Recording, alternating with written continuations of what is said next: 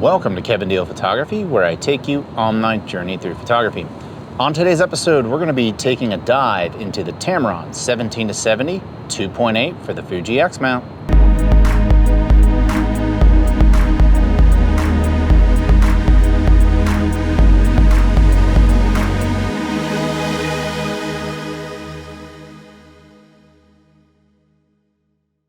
I hope you're enjoying this episode, and if you like my style, I highly encourage you to check out my F11 Photography Podcast. It's a weekly podcast where we discuss all in-depth things photography related. I'll leave a link in the description below where you can check us out on both Apple and Spotify, but now back to today's episode. Welcome to today's episode. If you're not familiar with Kevin Deal Photography, we do gear reviews, tips, techniques, and tutorials, and sometimes we dive into film. If any of that sounds appealing to you, click the subscribe button below. So the 17-70, if you take the 1.5 crop factor into consideration, is more or less a 24-105, which if you come over from the full frame world is a very useful focal range. I'm a Canon user. When I'm on vacation, I like to use the 24-105. I love that lens. You can check out a link in the description below if you're a Canon user. But one of the shortcomings of that lens for a lot of you is that it only goes to f4 for its maximum aperture. Well, over here on the Fuji side, we get to make lenses a little smaller. The whole system is a little smaller, and the Fuji X mount now has a lot of third-party options. One of them being the Tamron 17-70. One thing that makes this lens super unique is that it has 2.8 throughout the focal range. So, in today's episode, we are going to test this lens out on my vacation. I'm gonna shoot it here on the streets of Dallas. I'll also show you some portrait sessions, but first, let's start with a vlogging test, and we're starting off at 17 millimeters, which comes out to 25.5 millimeters if you're thinking in terms of full frame.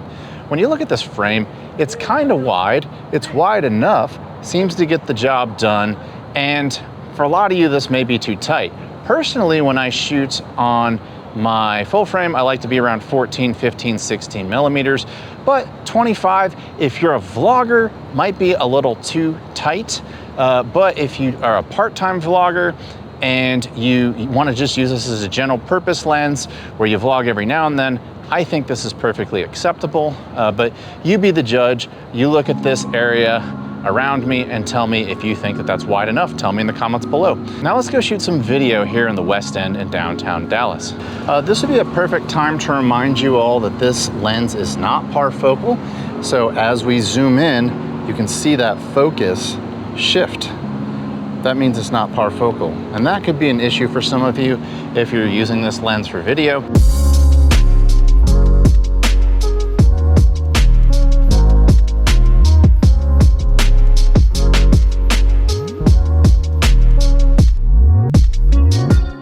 Despite not being parfocal, I still think it did a pretty darn good job with video shots. With tracking, as you can see right here, my 6-month energetic puppy queso, it kept up with them faster than I did.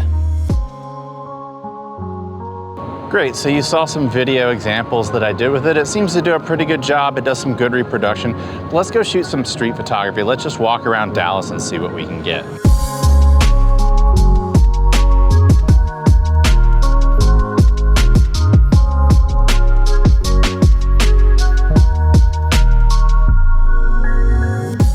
Okay, so the examples I'm showing you today aren't exactly hard-hitting photojournalism. I don't think I'm going to be winning a Pulitzer Prize for any of this, but hopefully it will demonstrate how sharp and how versatile this lens can be. When you check out these shots right here, this is 17 millimeters zoomed out, and this is 70 millimeters zoomed in. But as you can see right here, I don't see anything that lacks in terms of image quality. You may ask yourself as you watch this, Kevin, how are you gifted this empty park in downtown Dallas? Because there's nobody here right now. And the answer to that is pretty simple. It's 102 degrees outside, the air temperature. You could bake an egg, it seems like. And with this concrete underneath me and the heat coming off of it, It's probably more like 110, 115. There's a heat wave going on here in Dallas. So a lot of people who are smarter than I am abandoned this place and went to where there was air conditioning. And that's exactly where I'm gonna go to right now. All right, back in the studio. Nice and air conditioned. So here is the lens. It's very well constructed. It is light.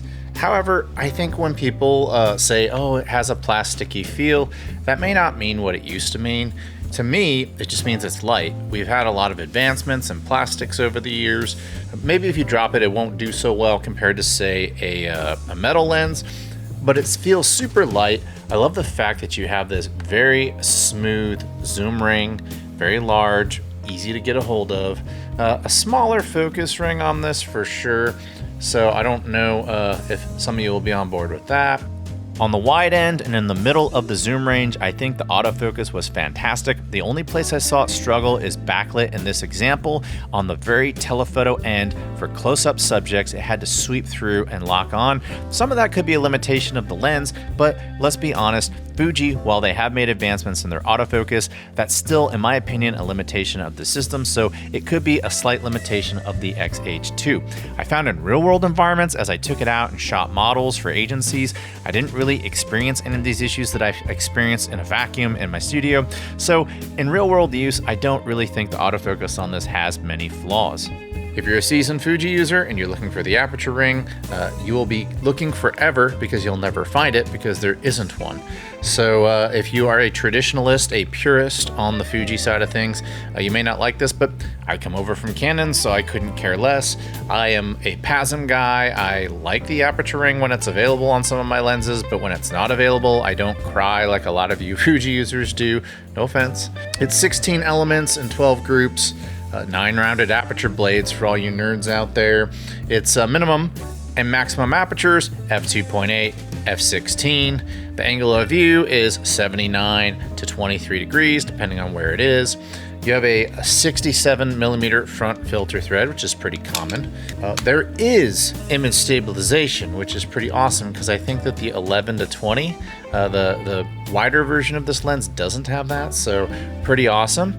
And the image stabilization works really well on it, as you'll see throughout this video. It's coming in at 525 grams or 1.2 pounds, and for those of you who don't realize how spoiled that makes you, if you think about it, you have a 2.8 throughout the entire zoom range lens that gets you pretty wide to pretty medium telephoto, and it only weighs 1.2 pounds. That is unprecedented, and there's definitely no full frame equivalent that can do 2.8, and especially at this weight. My 24 to 105 f4 is a lot bigger and a lot heavier than this lens, and of course it's a stop darker. So hooray to Fuji users, we have some pretty cool technology at our disposal. The minimum focusing distance is 7.5 inches or 19 centimeters. As you can see right here, I'm showing it at 17 and 70 millimeters. I'm taking the bokeh balls to the outside. I don't see a lot of cat's eye, and my results so far are reporting that it's pretty darn smooth. Great, what about the price? Well, it comes in at a street price of $799 US, and sometimes you can find it on sale. But when you think about 17 to 70 in the Fuji world, that really is kind of your kit lens. It's kind of like an 18 to 55, but you get an extra 15 millimeters. You think of a general lens. I showed you some street work on it. I think we did pretty good on the street work, but let's check out some vacation shots I took with it, because I know a lot of you might be eyeing this for vacation. Let's see how that work turned out.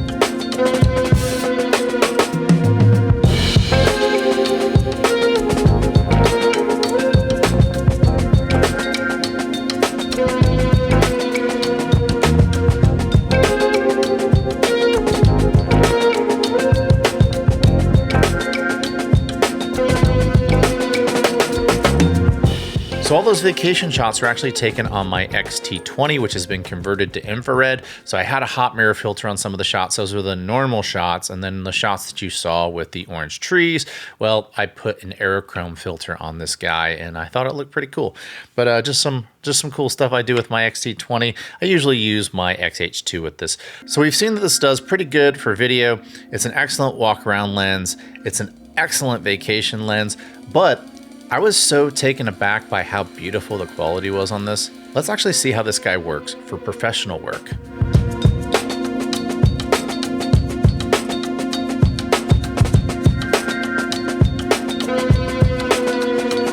So here are some shots of the 17-70 in a controlled environment, a studio environment. You can see some nice sharp shots. You can see these intentionally blurry shutter drag shots. But to me, the true test of a lens is how well it does in diverse environments. So as you can see right here, I think it does a really good job of storytelling. This agency was super happy with the shots. And one of the overlooked things about APS-Cs is that they're actually a deeper depth of field. So when you take a close-up shot at something like 17 millimeters, you get super sharpness from toe to head.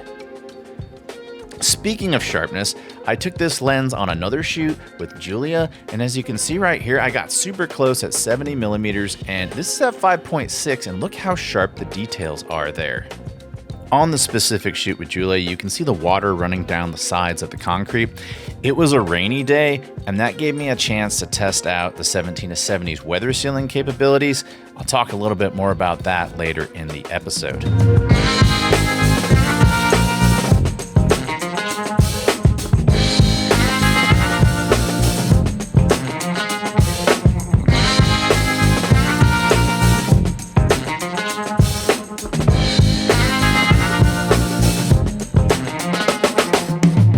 I personally feel that the level of quality that this lens produces elevates the conversation to it being a professional level lens. Yes, you can do cool practical things like you see right here. I use it for modeling digitals, I slap it on, and that's pretty awesome. But let's talk about what we love and don't like about the lens and summarize the episode. Today's episode is brought to you by Luminar Neo. You can check out the link in the description below or simply use the code KEVIN10 at checkout to get 10% off your copy of Luminar Neo today. So let's talk about the things that I love about this lens. Obviously, the image quality, as you've seen throughout this video, has been fantastic. It's done an incredible job there. I love how light this is. My gosh, I can leave some lenses at home. If you think about all the different Fuji lenses that this covers, all the different prime lenses, if you don't find yourself having to shoot at 1.2 f2 and you're totally fine at 2.8, you know, Fuji's got lenses in like the 16, 18, 23, 35, 50.